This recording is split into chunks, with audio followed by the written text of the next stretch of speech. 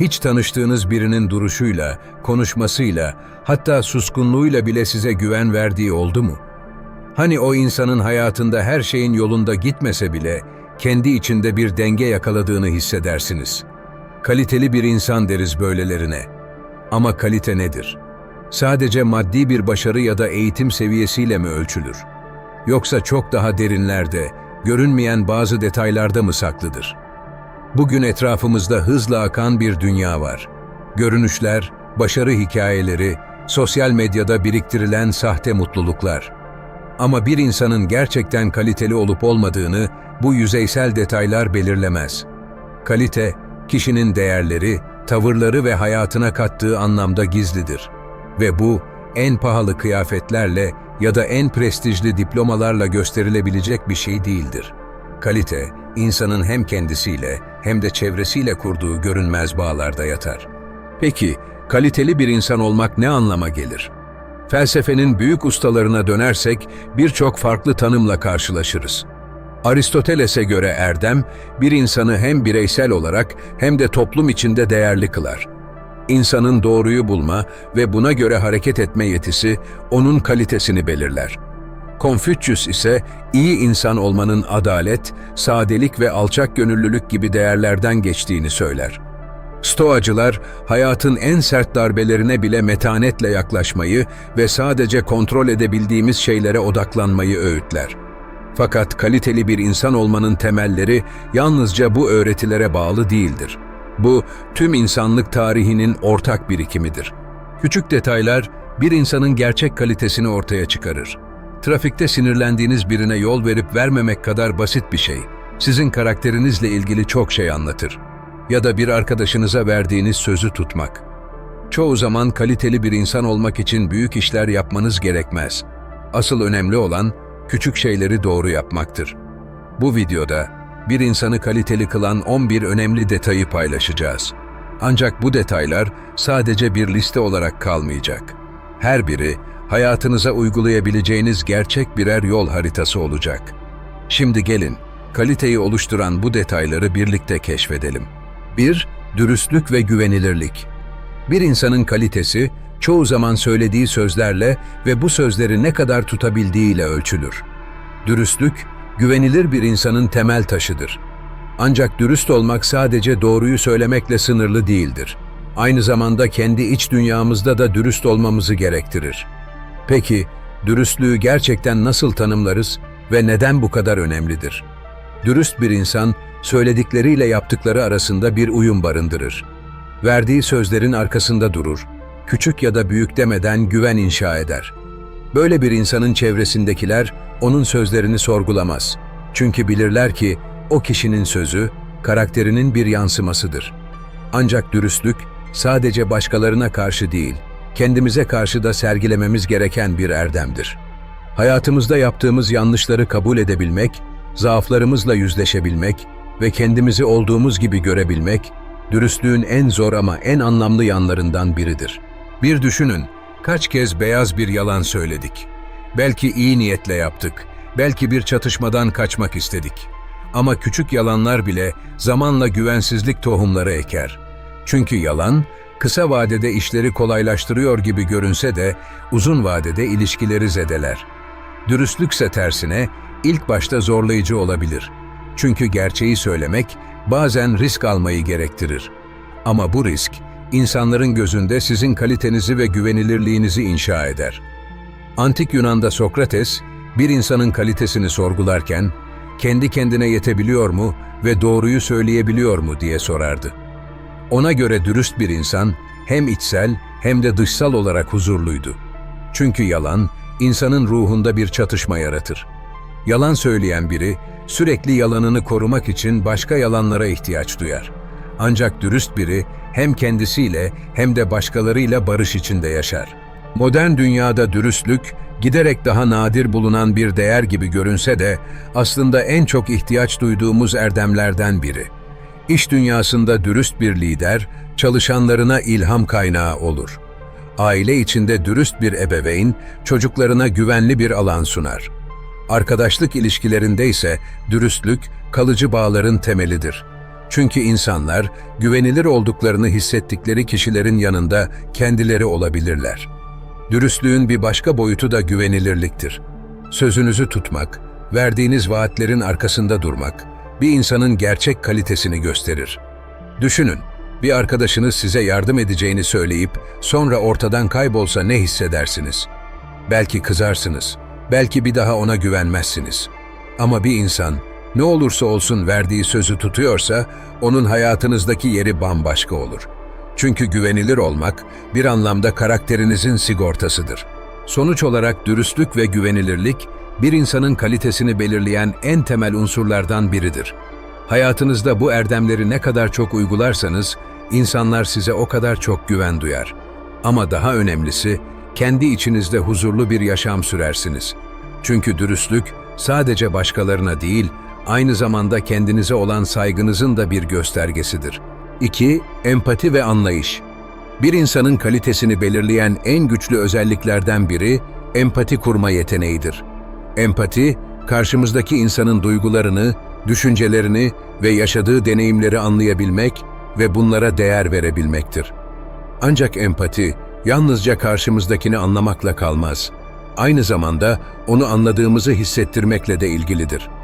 Çoğu zaman insanlar anlaşılmadıklarını hissettiklerinde duygusal olarak geri çekilir ve ilişkilerde bir kopukluk oluşur.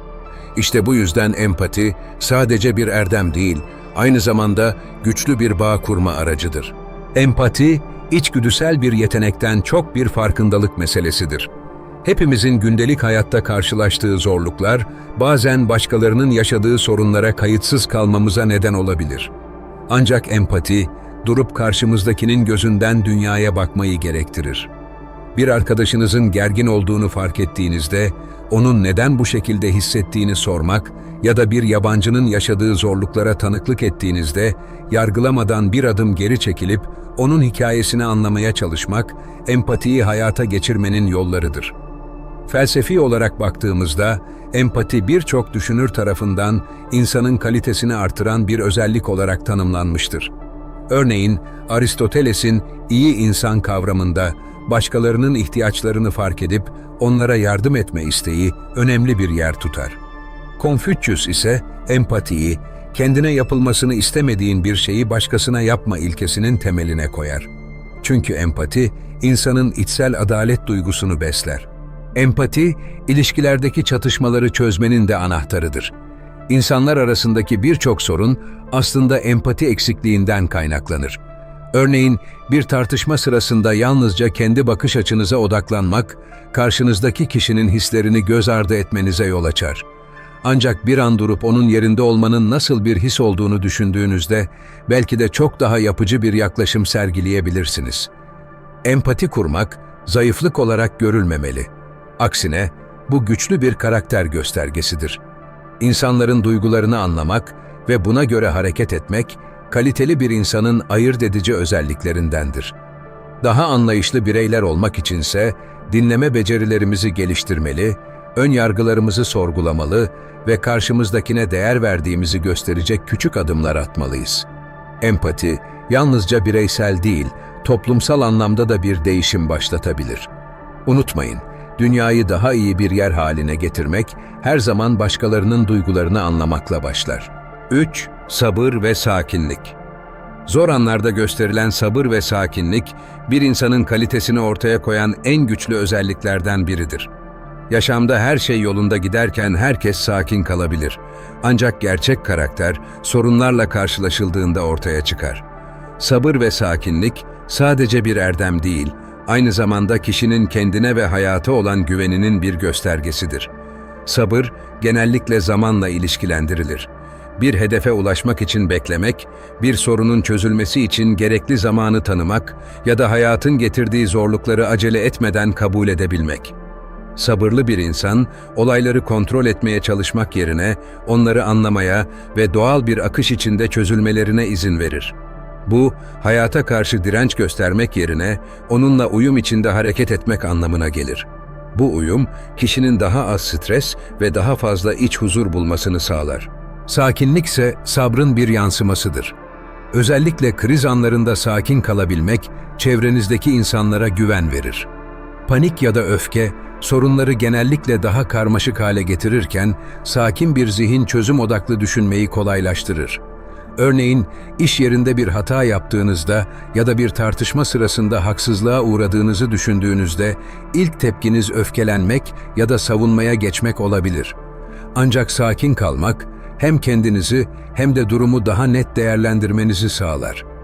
Felsefede sabır ve sakinlik, birçok düşünürün dikkat çektiği değerlerdir. Stoacılar, kontrol edemediğimiz şeylere karşı sabırlı olmayı ve tepkilerimizi yönetmeyi öğütler. Epiktetos, sana ne olduğu değil, buna nasıl tepki verdiğin önemlidir diyerek bu anlayışı özetler. Marcus Aurelius ise, yaşamın kaçınılmaz zorluklarına karşı sabırlı olmanın, insanın içsel huzurunu korumanın anahtarı olduğunu söyler. Benzer şekilde, Konfüçyüs de bilgelik yolunda sabrın önemine vurgu yapar ve en büyük zafer, bir savaşı kazanmak değil öfkeni yenmektir der. Sabır ve sakinlik, sadece büyük kriz anlarında değil, günlük yaşamın küçük detaylarında da kendini gösterir. Örneğin, trafikte birisi sizi sıkıştırdığında vereceğiniz tepki, market sırasındaki bir gecikmeye nasıl yaklaştığınız, hatta bir arkadaşınızın sizi bekletmesine karşı gösterdiğiniz tutum. Bunlar, sabrın ve sakinliğin en basit ama etkili sınavlarıdır. Sabır, bazen bir sınav gibi gelebilir ama unutmayın, sabırlı olmak sizi daha güçlü bir insan yapar. Çünkü sabırlı ve sakin bir zihin, sadece dış dünyadaki karmaşayı değil, aynı zamanda içsel çatışmaları da çözer. Her zorluk karşısında sakin kalmaya çalışın. Bu, hem size hem de çevrenizdeki insanlara huzur veren bir duruş olacaktır. Sabır ve sakinlik, kaliteli bir insanın vazgeçilmez bir parçasıdır.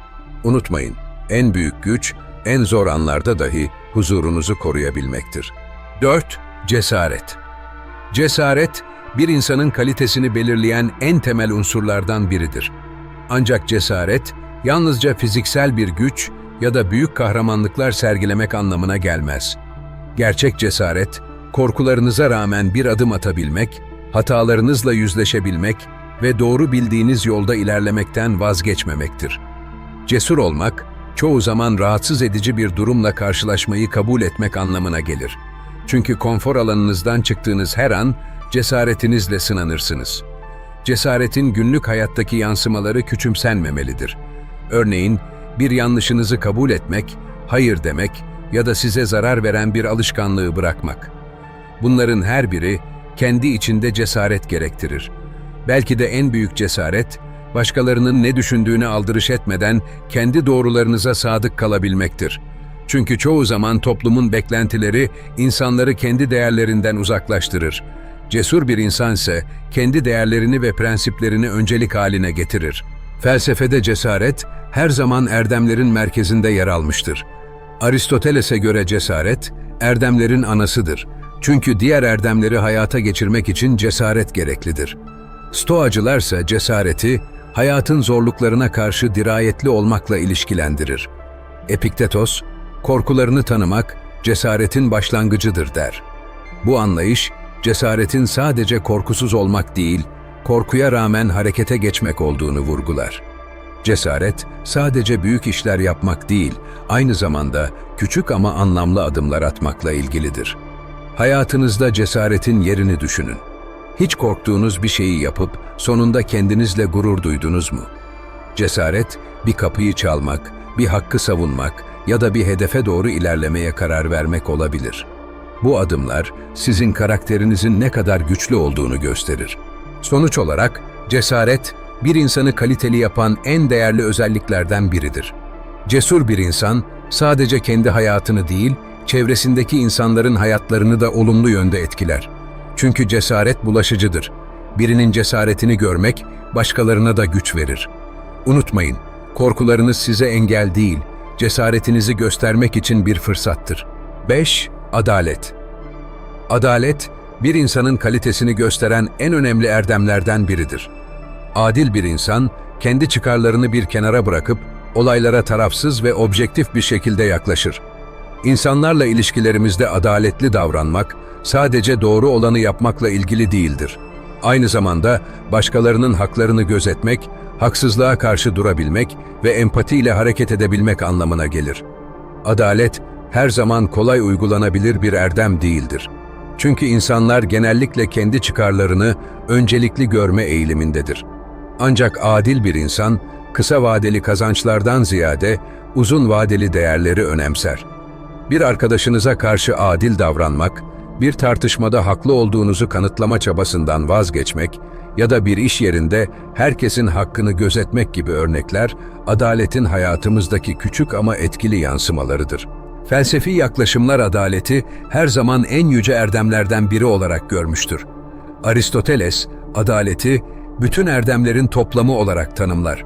Ona göre adalet, yalnızca başkalarına karşı değil, kendimize karşı da uygulamamız gereken bir erdemdir. Stoacılarsa adaleti başkalarının haklarını gözetmek ve onlara zarar vermemek olarak tanımlar. Marcus Aurelius, toplumun bir parçası olan herkes bir diğerine adil davranmakla yükümlüdür diyerek adaletin sosyal bağlarımızı güçlendirdiğini vurgular. Adalet, bir insanın çevresiyle kurduğu güven ilişkisinin temelidir. Adil bir insan, çevresindeki insanlar tarafından güvenilir ve saygı duyulan biri olarak görülür. Çünkü insanlar, adaletli birinin her zaman doğruyu savunacağını ve herkese eşit yaklaşacağını bilir. Adaletli olmak, yalnızca diğer insanlar için değil, kendimiz için de önemlidir. Hatalarımızı kabul etmek, birine haksızlık ettiğimizde özür dilemek ve kendi sorumluluklarımızı üstlenmek, içsel adaleti sağlamanın yollarıdır. Sonuç olarak, adalet, bir insanın kalitesini belirleyen en değerli niteliklerden biridir. Adil bir insan, hem kendi iç huzurunu hem de toplumda güven ve saygıyı kazanır. Unutmayın, adalet yalnızca bir erdem değil, bir yaşam biçimidir. Sizi kaliteli bir insan yapan en güçlü değerlerden biridir. 6. Kendiyle barışık olmak. Bir insanın kalitesi, kendisiyle olan ilişkisiyle başlar.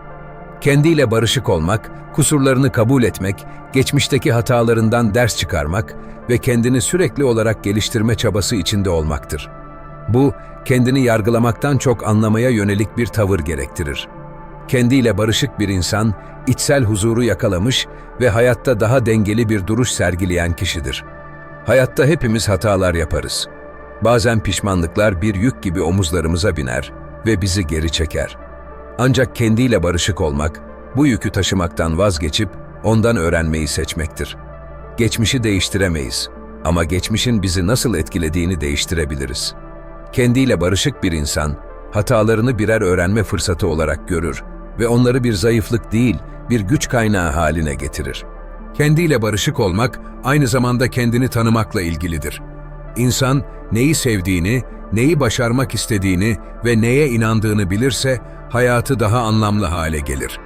Bu, başkalarının beklentilerinden kurtulmak ve kendine karşı dürüst olmak anlamına gelir.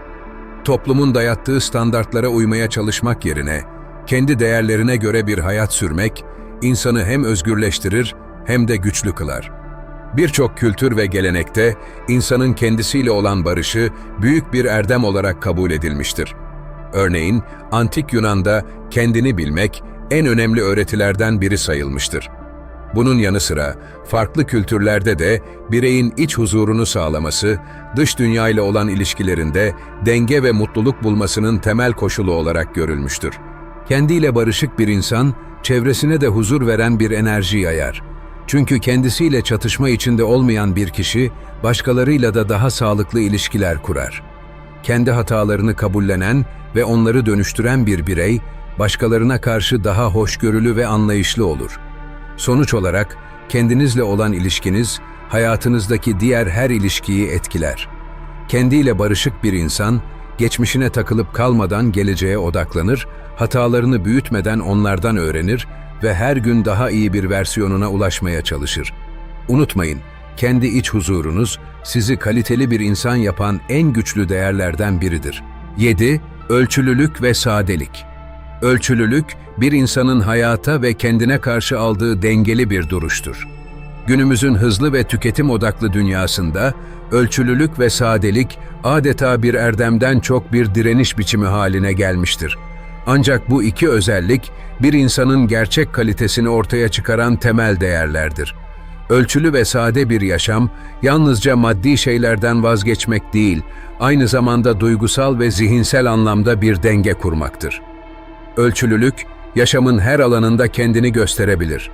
Yeme içme alışkanlıklarımızdan, harcama davranışlarımıza, hatta duygularımızı ifade etme biçimimize kadar her şeyde ölçülü olmak, insanı daha bilinçli ve kontrollü biri yapar. Örneğin, öfkeye kapılmadan düşüncelerimizi ifade etmek, aşırılığa kaçmadan keyifli bir yaşam sürmek ya da bir hedefe ulaşmak için gerekli olan çabayı abartmadan göstermek.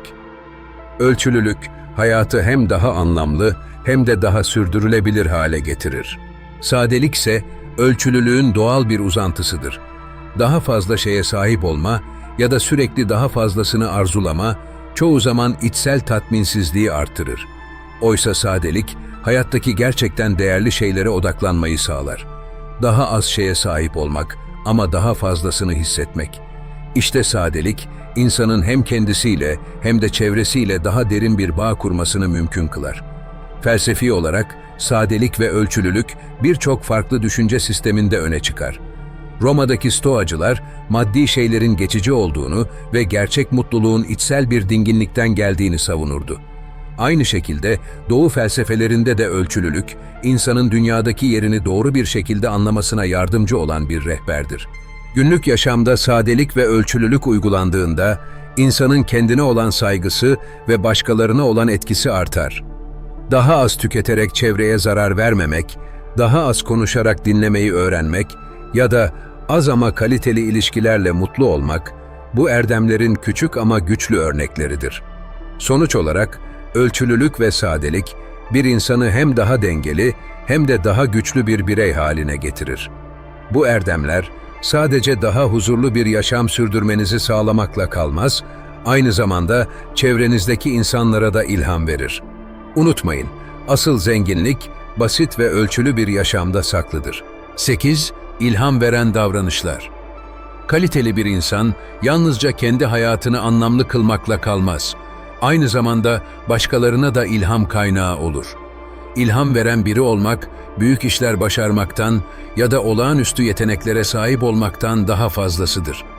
Bazen küçük, samimi bir hareket ya da gösterilen bir kararlılık, bir başkasının hayatını değiştirebilir. İlham, bir insanın duruşunda, sözlerinde ve eylemlerinde gizlidir. İlham veren davranışlar, genellikle doğal bir şekilde ortaya çıkar. Örneğin, zor bir durumda metanetle mücadele eden birini görmek, kararlılık ve sabır konusunda güçlü bir ders verir. Ya da başkalarına karşı cömertlik ve şefkat gösteren birinin tavırları, insanları daha iyi bir versiyonlarına dönüştürmeye teşvik eder. İlham vermek için büyük bir topluluğa hitap etmek ya da dikkatleri üzerine çekmek gerekmez. Çoğu zaman, birebir ilişkilerde sergilenen tutarlı ve samimi davranışlar daha etkilidir.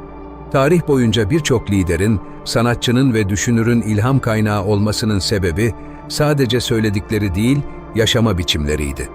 Büyük filozoflar ve düşünürler, insanlara doğrudan emirler vermek yerine kendi davranışlarıyla örnek olmuşlardır.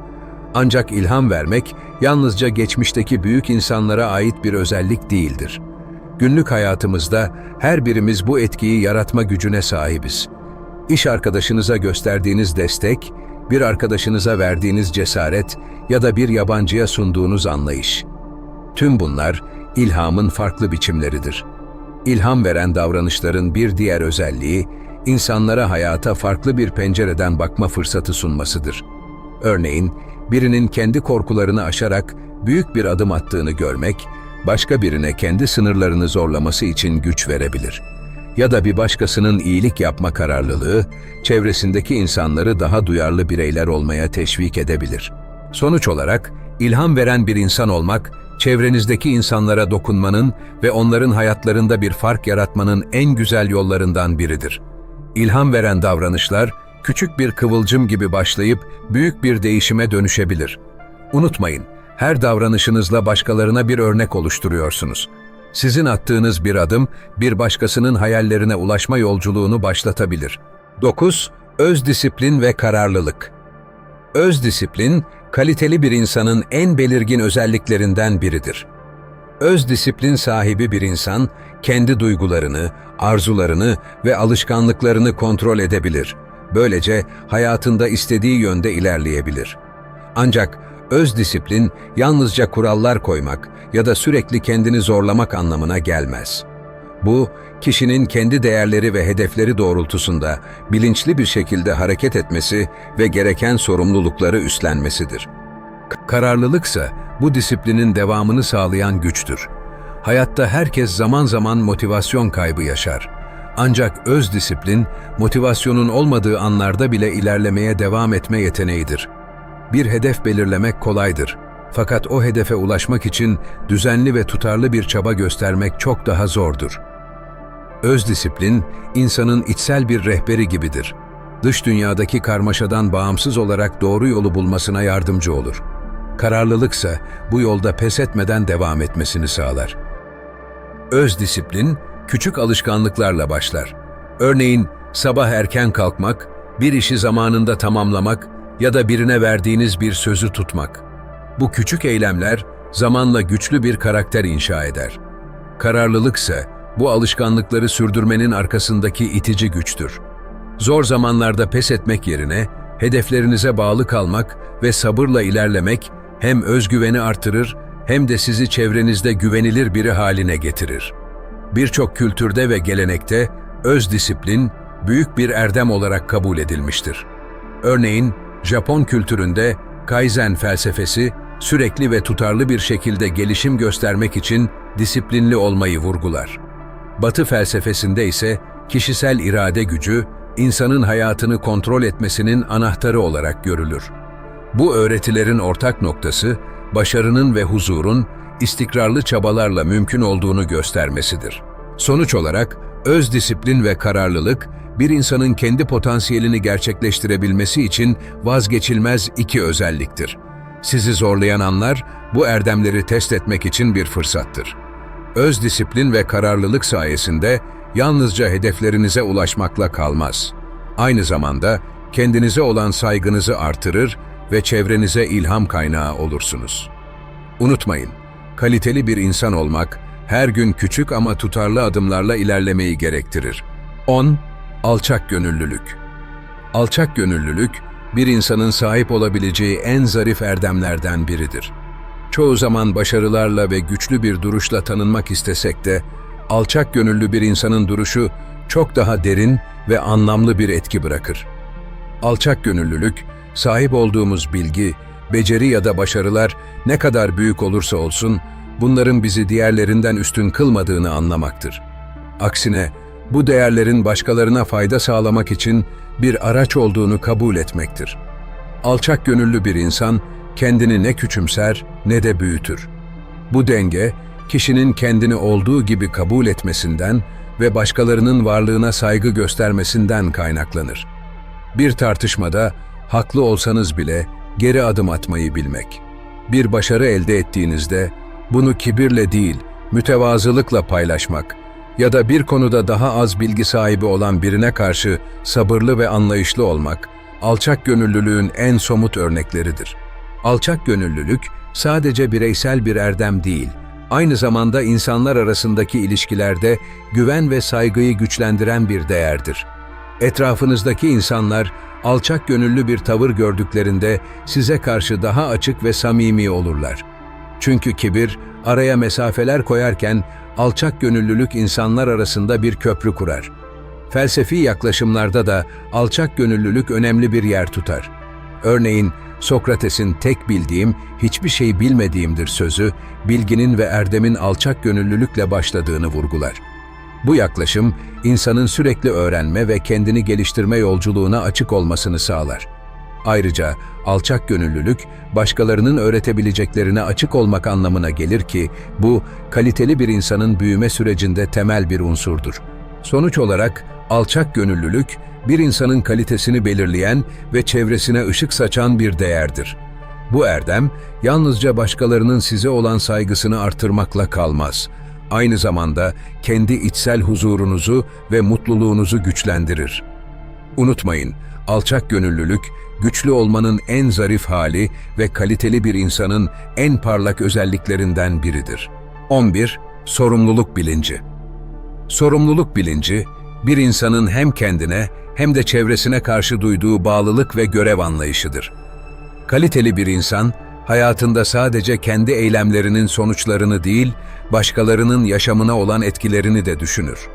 Sorumluluk sahibi olmak, verilen sözleri tutmaktan, alınan kararların arkasında durmaktan ve hata yaptığında bunu kabul etmekten geçer.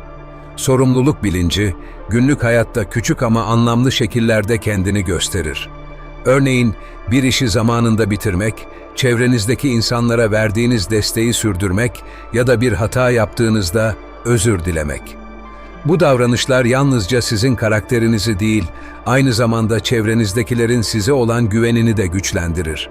Birçok kültürde ve gelenekte sorumluluk bilinci, kişinin olgunlaşmasının temel bir parçası olarak görülmüştür. Örneğin, toplumun refahını kişisel çıkarlarının önüne koymak ya da bir lider olarak sadece başarıyı değil, alınan kararların sonuçlarını da sahiplenmek, güçlü bir sorumluluk anlayışının göstergesidir. Sorumluluk sahibi bir insan, sadece bireysel başarılarıyla değil, topluma olan katkılarıyla da tanınır. Çünkü böyle bir kişi, kendi hayatını düzenlerken başkalarının hayatlarına da değer katar.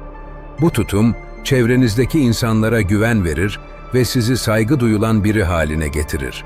Sonuç olarak, sorumluluk bilinci, kaliteli bir insanın karakterini oluşturan temel taşlardan biridir. Bu bilince sahip olmak, yalnızca bireysel anlamda değil, toplumsal bağlamda da güçlü ve güvenilir bir birey olmanızı sağlar. Unutmayın, sorumluluklarınıza sahip çıkmak, hayatınıza anlam ve saygı katan en önemli erdemlerden biridir.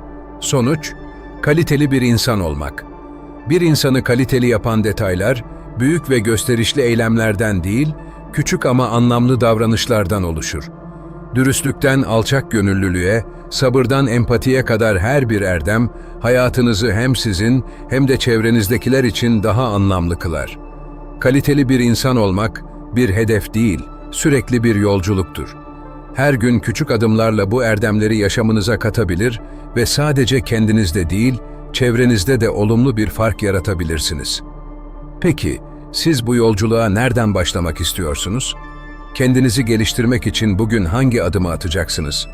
Düşüncelerinizi yorumlarda bizimle paylaşmayı unutmayın.